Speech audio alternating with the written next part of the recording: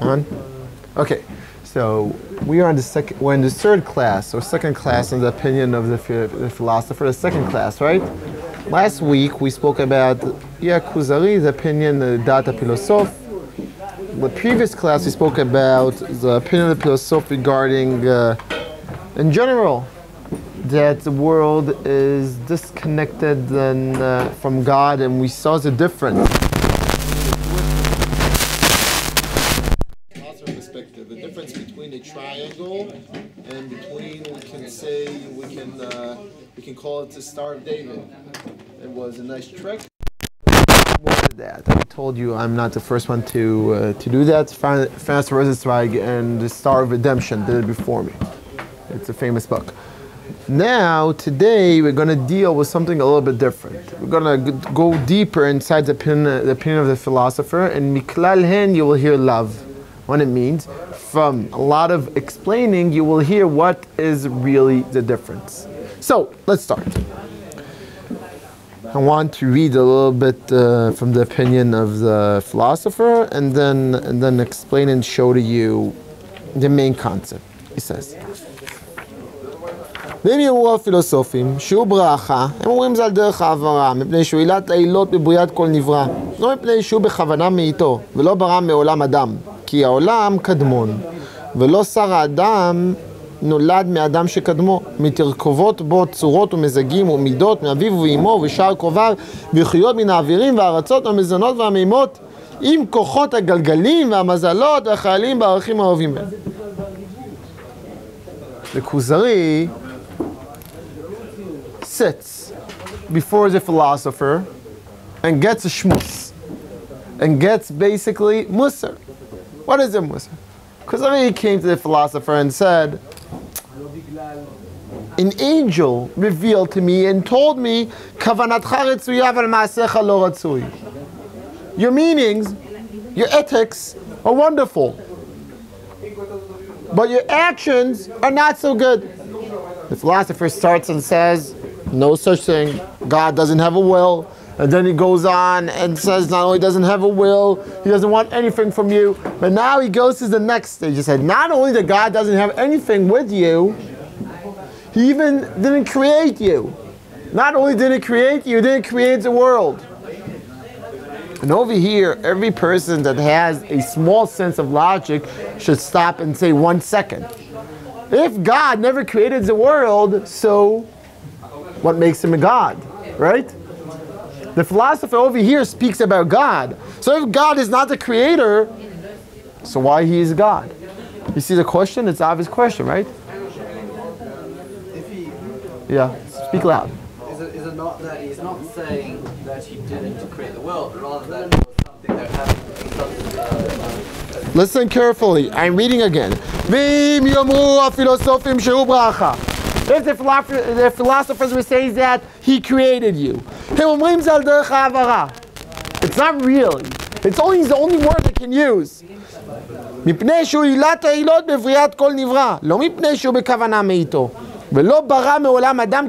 What is bara? Now we need to Bereshit bara Elohim et hashamayim ve'et haaretz. Right? In the beginning, it's a big question what this pasuk actually means, but I want to focus on the word bara. What is bara? At least in the word of the Kuzari, bara has two different meanings. Bar is what? In Aramaic, bar is what? And that's the translation of bara. What is bar? Or sun, or chutz, outside. Or what it means, something that basically went outside from you. Two options how to look on the concept of bria. A, it's what? It's your son. What it means your son? You had intention, it's connected to you, it's in some way even, we can look at it as a part of you. Every son in some way is a part of his parent. You care from your son. You want your son to succeed. You feel a sense of failure when your son fails. It's really important. That's your son. What is the second option? Optia shnia.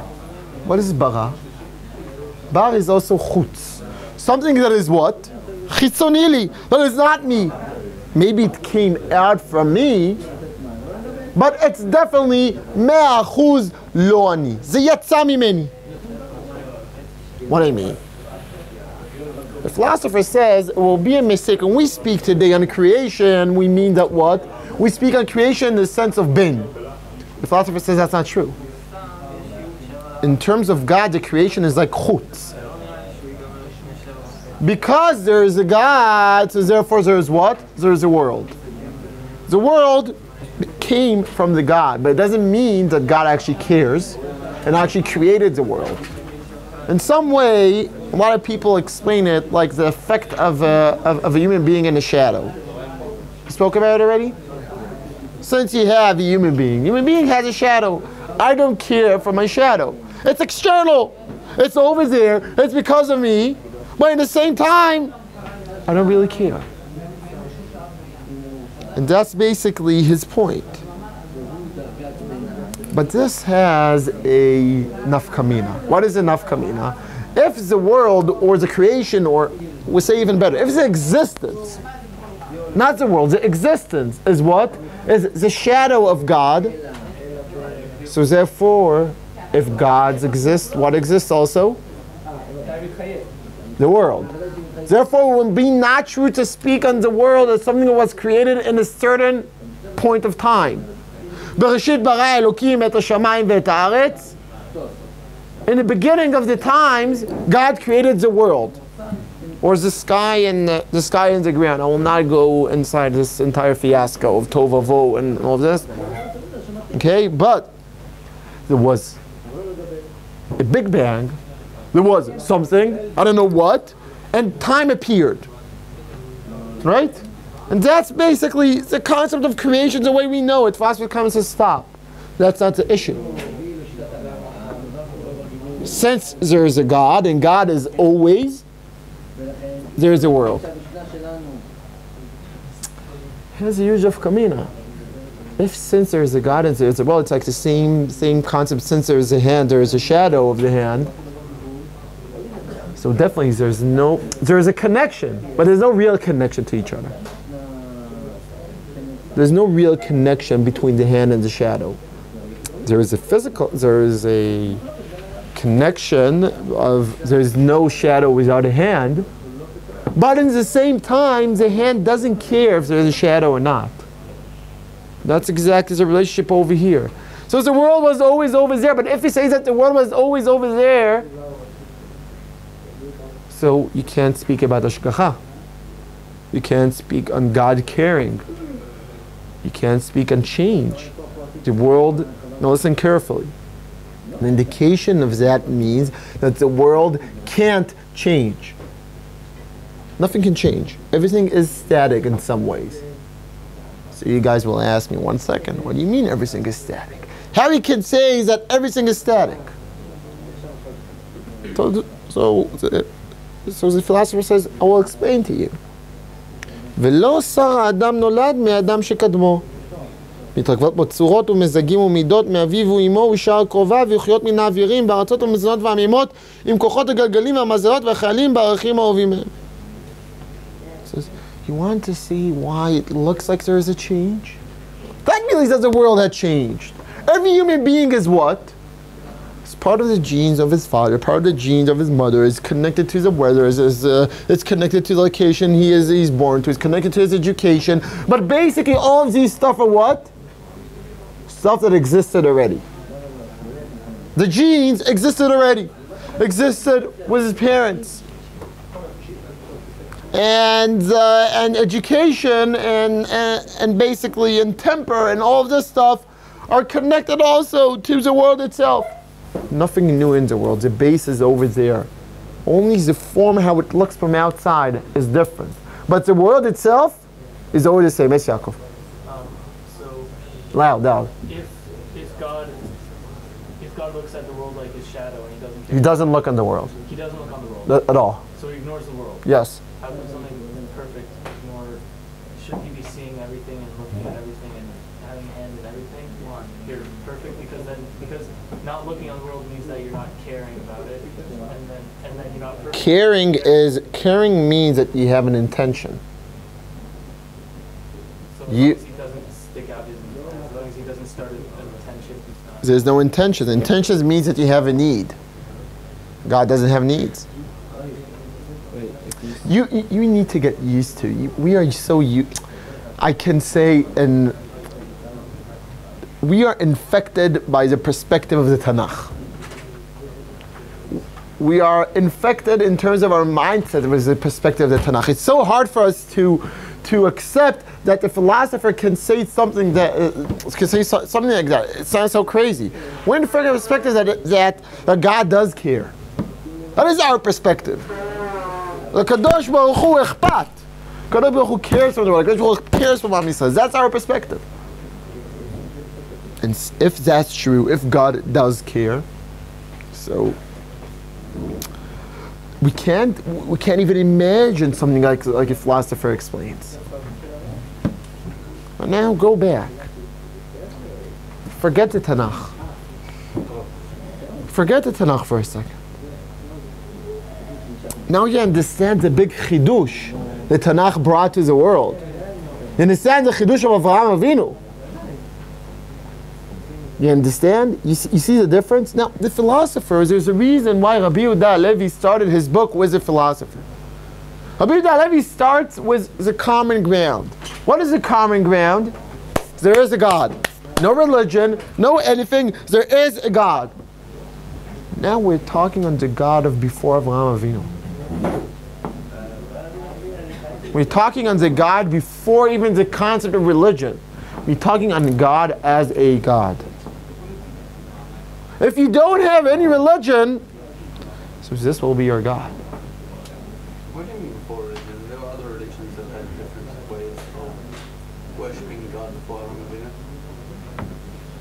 So I'm talking before religion. Pre-religion. Let's say the common ground before religion. Not before religion in terms of time, Yonah. Before religion in terms of perspective. Religion is something that is what? It's something that you accept on yourself. You accept on yourself a code. That is religion. Could be this thing that the philosopher is saying right now. What? Why can this not be the philosopher's religion? What do you mean? It is. I mean, not the philosopher's, I'm sorry. I mean, yeah, it's I said, what do you mean? I don't understand. as in, you're saying this is before anything that predates Avraham Avinu is not considered. No. I didn't say it's before Avraham Avinu. Definitely, I didn't say that. I say it's before the mindset of Avraham Avinu. Avraham Avinu taught us a mindset that God does care. But if Avraham Avinu wouldn't teach us this mindset that God does care, if this mindset, let's say it's not Avraham Avinu, it happened before Avraham Avinu, maybe. Avraham Avinu had the chidush that this mindset is important and that's the center. But before this mindset, God does care. What we have bare and naked God. Just this concept, a naked concept. And the philosopher comes and says, you know what? It is naked. This concept is nothing. It exists, but it has no effect on us. Let's see even more. Let's go a little bit deeper. So if that's true, that God doesn't care, doesn't want you to do anything, so what pushes you to become what? A philosopher. What pushes you? Why someone will devote his life to learn, to knowledge, to perfect the world, to create new things? What is the reason? If God doesn't care, and the world is static, so what's the reason for that? Where does it say that the world has to be? If God doesn't care, why does the world have to be static? I don't know. That is explanation of the term Olam Kadmon. I explained it before. Okay? You can ask afterwards. That's. I'll say it again in 2 minutes. World is static, not in terms of the world doesn't move. In terms of everything that is in the world is in the world. And not more than that and not less than that. Don't say that the human being was created as a new form. Don't say that the cow, that each human being is unique, because it's not true. Each human being is connected to genes. And the genes were always there because the genes were connected back and back and back, and all of them basically are all part of the same material that is over there. The world is static in terms of there's no chidush. Nothing new can happen. That's meaning the word static. Static not in terms of we don't see in our eyes movement. There is movement. But this movement is not real. Even this movement is still considered to be static. That's the meaning. What? Okay. So now let's go on. So what will push you to do what? To become a philosopher. To become a person that his words are, that changes the world. What will push you to become Socrates? To become Aristotle?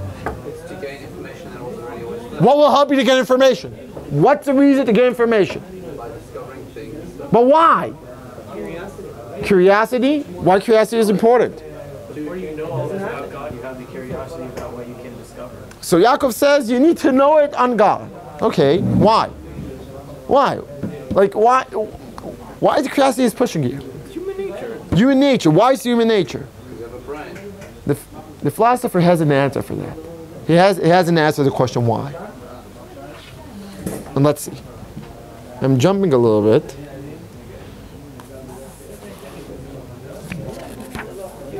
ולכל איש מאישי העולם סיבות שבהם ייגמר כפי הרכבות ואיכויות, ויש איש שנשלמו סיבותיו ובא שלם, ואיש שחסרו סיבותיו ובא חסר, ככושי אשר לא הוכלנו יותר מקיבול צורות האדם מהדיבור בתכלית החיסרון, והפילוסוף אשר לא נתקנו תכונות יקבל בהם המעלות עמדותיות ומדעיות ומעשיות ולא חסר מאומה מן השלימות.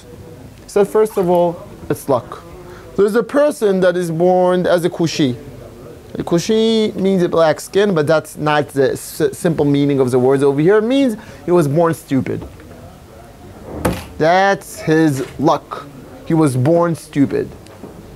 And since he was born stupid, he's not more sophisticated than a cow. Any different animal. He has no future. There's a person that wasn't born stupid. There's a person that was born what? With potential. With potential to be what? A philosopher. That is pure luck. Pure luck who is born this way, who is born this way. What happens when you're born to be a philosopher? You have the option to become perfect. But he says, אבל השלמות הזה בכוח.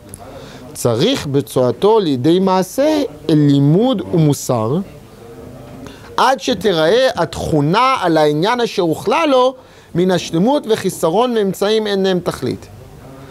והשלם ידבק בו מן המין האלוהי אור, שהוא נקרא השכל הפועל, ידבק בו שכלו הנפעל דבקות, התאחדות, עד שראה האיש ההוא והשכל הפועל, אין ביניהם שינוי. וישובו כל קוליו אחדים רצוני לומר. He says what? He says that the philosopher, he has a potential. He has a potential to have dvekut, a religious word. Dvekut is a religious word. Listen carefully. Dvekut. Yidbak bo min ha'elohi or. The concept of God will basically stick to him. Listen to these words. These are religious words. What happens over here?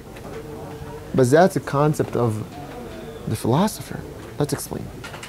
In the word of philosophy, the world is created, or basically not created. The world came into appearance in a certain way.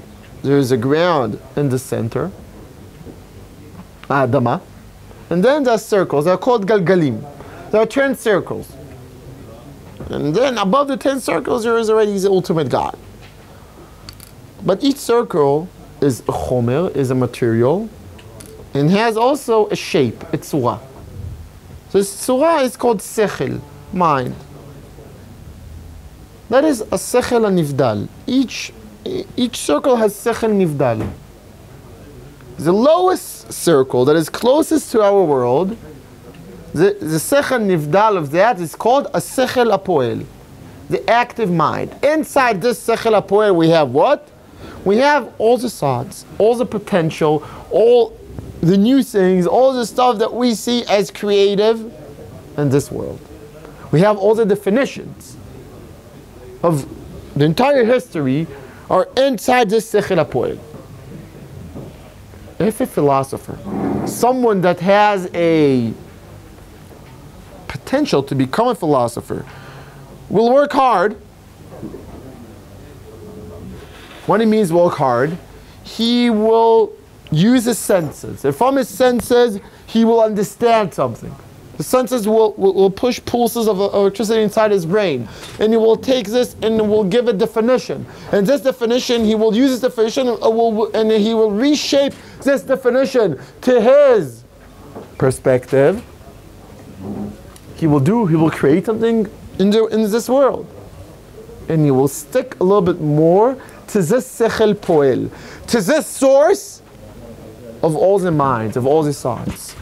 And if it will do it a lot, he will get to this level that he's always connected to this ultimate mind, to this Sechel HaPoel. And he will understand everything. And this world for him will be as a big joke. It sounds like what? Say the word. What I described right now reminds you what? Nevuah. Prophecy. Sounds like prophecy. When you work hard, you go higher and higher and higher until you see a different perspective of the world. Sounds like what? Like Nevuah. Also the 10 spheros. Yeah, the 10 circles are connected to, or some people claim that are connected to, so some rabbis actually try to claim that they're the same. A lot of other rabbis attack them. I don't want to speak on the 10 circles. I want to speak only on this Sechel Poel. The Sechel Poel, being together with the Sechel HaPoel, sounds like prophecy. Sounds like Nevuah. And that's the option that the philosopher gives the world, gives to human beings. He gives to human beings an option to do what? In some way, a distraction. A distraction from this world. A distraction from this world that was created by mistake or even wasn't created. A distraction that means to understand everything. A distraction that means that you have a total perspective. That is incredible. The philosopher offers Nevuah without a God. Or Nevuah with a God, but without a God that actually means something. You need to understand that. You need to understand what happens over here. That is the philosopher. A world without a God. God does exist, but he doesn't care, and therefore I don't care. And he will give you all the options. But the options will be missing always what? One concept. The concept of God. And he says, והמדרגה הזאת on this level היא תכלית ההגעה המקווה לאדם השלם. אחרי שתשוב נפשו מטהרה מן הספקות, מבינה חוכמת אמיתתם, ותשוב כאילו היא מלאך. He says, you want to become an angel? That's the way to become an angel.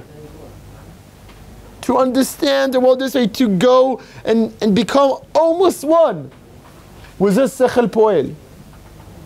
To unite yourself, to unify yourself with this Sechel Poel. והיא מדרגת השכל הפועל, והוא מלאך מדרגתו למטה מן המלאך המונה בגלגל הירח. It says that's an angel already.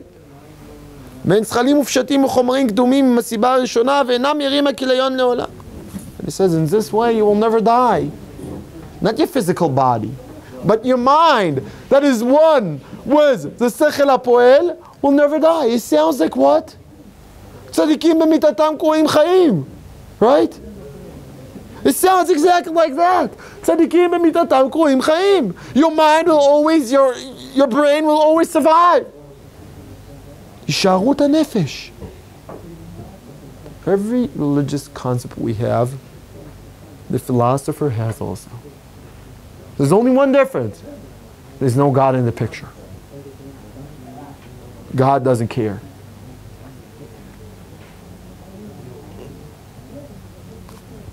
ותשוב נפש האדם השלם, השכל הוא פועל דבר אחד, ולא חושי כיון גופו ואיבריו, פלא ששבו ואותו דבר אחד, ונחה נפשו בחיים. The spirit will sit in life. מפני ששב, because it sits, don't listen carefully, who are the גדולים? מפני ששב בכת הרמס, וסקיבליוס, וסקרטס, ואפלטון, ואריסטו. He sits, his spirit will stay with the spirits of all the great philosophers. כי הוא והם מכל משלם מדגתם בשכל הפועל דבר אחד עומד לעד. Because every person that got to this level of this type of philosophy survives forever. His spirit, his mind, his sechel survives forever. And he tells him, רדפהו, run after it. ובקש ידיעת אמיתת הדברים. He tells the king, you want to know what you're supposed to do? You should seek for the emet. You should seek for the truth. You should seek for understanding. עד שישוב שכלך פועל ולא נפעל. Until your mind will be פועל and not נפעל. Until your mind will create and not will be leaded. וידבק בדרכי הצדיקים במידות ומעשים. Now listen carefully. כי הם עזר בציור האמת, דבקות הלמידה וידמות השכל ההוא הפועל. He says, it's not only that. You need to learn from tzaddikim. You guys will ask me, why you need to learn from tzaddikim? There's no God. So he says, you need to learn from tzaddikim because you need to learn how to behave. If you don't know how to behave, you will never be connected to what? To the sechel hapoel, because that's the ABC, is behaving good. That's before. In some way, it sounds like what? Derech eretz kadma leTorah. You want to get to philosophy? Okay, first of all, you need to be moral. It sounds like the Derech Eretz Kadma leTorah way before any other Rishon. Behave. ותכף לזה, no listen carefully, and that's the funny part. תעלה בידך מידת ההסתפקות והשפילות והקנייה, וכל מידה מעולה עם הקדש שרואים על הסיבה הראשונה. לא כדי שיכהן רצונו, ולא ישים עליך כספו, אלא בעבור הידמות אל השכל הפועל בבחינת האמת. בסיפור כל דבר במה שהוא ראוי לו, בדעתו כאשר הוא, ואלה ממידות השכל. He says what? Why you need to behave? Not because if not God will be mad on you, because that's the way to connect to this sechel poel. So where is the place of religion? Where is the place of actions? He goes on. וכאשר תהיה על התכונה הזאת מן האמונה, אל תחוש על איזה תורה תהיה. ובאיזה דת ואיזה מעשה ואיזה דיבור ובאיזה לשון אתה. He says, when you come to the stage of actions, you shouldn't care in which religion you are, which part of Torah you have. Oh, בדל לעצמך דת. He says even better. Religion helps you. Religion helps you to do what? To do actions. To do actions to become a better person. He admits. So he says, there's no plus in any type of religion. He says, you know what? You can create a religion for yourself. Scientology. Create a religion, why not? Create for yourself a religion. Because the only purpose of religion is actions. And over here, basically, he stops. The philosopher offers us a rich religious world. The only difference in his rich religious world and ours, that he doesn't have what? A God. He has a God, but his God doesn't care. Just basically, he doesn't care. Doesn't care at all. It's not only that he doesn't care, your actions are meaningless in terms of God. There's no meaning for your actions at all. Now let's see how the Kuzari answers to that. אמר הכוזרי, רואה אני דבריך נכוחים ומספיקים. He tells him, voila, sounds good. Everything depends on me. If I'll work hard, I will achieve a lot. I love it. Wonderful. But you didn't answer my question. What is my question? I had a dream. I believe that my actions do mean something to God. An angel revealed himself to me. You tell me it's nothing. He says, maybe. But that's not what I'm looking for. I have a passion. I care from something. I believe that God cares. And he goes on.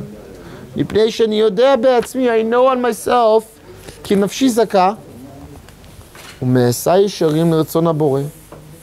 ועם כל זה הייתה תשובתי כי המעשה הזה איננו נרצה, אף על פי שכוונה רצויה. ואין ספק שיש מעשה שהוא נרצה בעצמותו ולא כפי המחשבות. ואם איננו כן, מה לאדום ולשמעאל, שחלקו היישוב נלחמים זה בזה. וכל אחד מהם זיקה נפשו בכוונתו לאלוהים, מבדל נפש יצא ומתפלל, ולא יכול גמתו להרוג את חברו. הוא מאמין שהריגתו צדקה גדולה, הוא קרובה אל הבורא יתברך. וכל אחד מאמין כי לכתו אל גן עדן, והאמן לשניהם, זה דבר שלא ייתכן אצל השכל. You're coming to me rational? He says, I can show to you. First of all, I do believe that my actions have meanings. But even more, you're speaking to me as a rational perspective? Explain to me that. There are great spiritual, religious leaders in Edom for the Christians. There are great spiritual, meaningful, unbelievable, with Musar people in the Christian, in the Muslims. Well, you know what? The king says, in my time, to kill each other. In the name of their midah, in the names of their rational, in the names of the philosophy. You tell me what makes sense over here. You claim that the people that have great visions, that the people that are great, they're rational. I see great people, successful people, that are not rational. They go after their passion. Explain to me why the world is led by passion people. According to you, the world is supposed to be led by who? By philosophers. But in some way, it doesn't work. So Pilosoph is answering. You know what? Maybe we'll stop over here and we'll give a short summary, and next time we'll finish the philosopher and we'll go to and we'll start already as a Christian. The philosopher offers a world without a God. But the meaning of having a world without a God is crucial. It's crucial. You're supposed to be, when you have a world without a God, so who defines what is right or what is wrong? Me. Now I have a simple question to you. If I define what is right or what is wrong, and I have nothing from outside to define it for me, have no external code, that I truly believe this external code is important, that I'm obligated to, the entire code is my code, what will stop me from changing the code? From changing the code to what? From changing the code to something that is not moral, that has no morality at all. If the actions are meaningless, what would stop me to justify terrible, terrible actions? By philosophy. Listen carefully. We just saw 80 years ago, people that have a philosophy, came from nations of great philosophers, claimed to be a supreme human being without a God, and we all saw to where this rational pushed them. The Kuzari comes and tells the philosopher, it's not enough. Actions have meaning. Actions are important. They're not only a vessel. I need to be obligated to actions, and I need to believe that God does care in some way. Cares for me, cares for my nation. Cared once, I don't care if God cares or not. like that, huh? I don't care if God cares or not. But I do care that God cares. Because if God doesn't care, what would stop me to do whatever I want to justify it in philosophy? That's a point the Kuzari answers the philosopher. Tells him, you didn't give me an answer. You didn't understand. I'm comfortable with my philosophy. I'm not comfortable with my actions. I feel that my actions, I'm not obligated enough to my actions. I feel that my actions, they don't fulfill me. I don't feel the sense of importance in my actions. I'm looking for actions, not for philosophy. We'll see next week, we'll see the answer of the philosopher, and then we'll start also with a Christian.